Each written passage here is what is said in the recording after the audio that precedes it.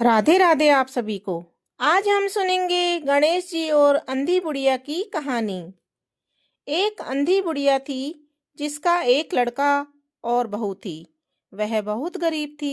वह अंधी बुढ़िया नित्य प्रति गणेश जी की पूजा और सेवा किया करती थी। गणेश जी बुढ़िया माई की सेवा भक्ति से बहुत प्रसन्न थे।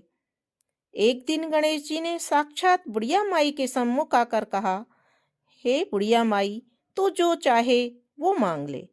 बुढ़िया ने कहा, मुझे मांगना नहीं आता तो कैसे और क्या मांगू। तब गणेश जी बोले कि चल अपने बेटे बहू से पूछ ले और फिर मांग ले।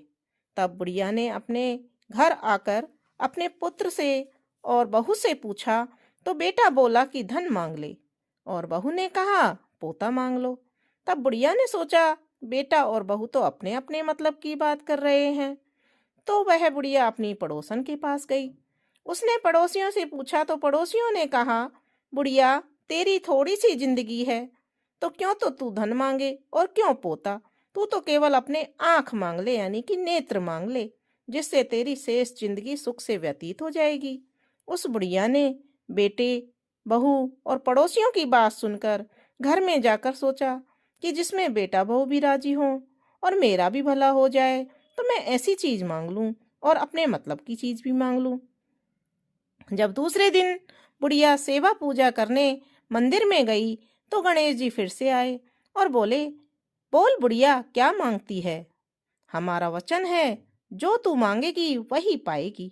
गणेश जी के वचन सुनकर बुढ़िया बोली, हे गणपति, हे गणराज, यदि आप मुझ पर प्रसन्न हैं तो मुझे 9 करोड़ की माया दें, निरोगी काया दें, अमर सुहाग दें, आंखों में प्रकाश दें, नाती दें, पोता दें और समस्त परिवार को सुख दें और अंत में मोक्ष दें।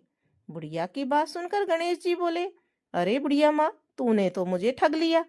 खैर, जो कुछ तूने मांगा है वैसा भी तुझको मिलेगा। और ऐसा कह करके गणेश जी अंतर ध्यान हो गए।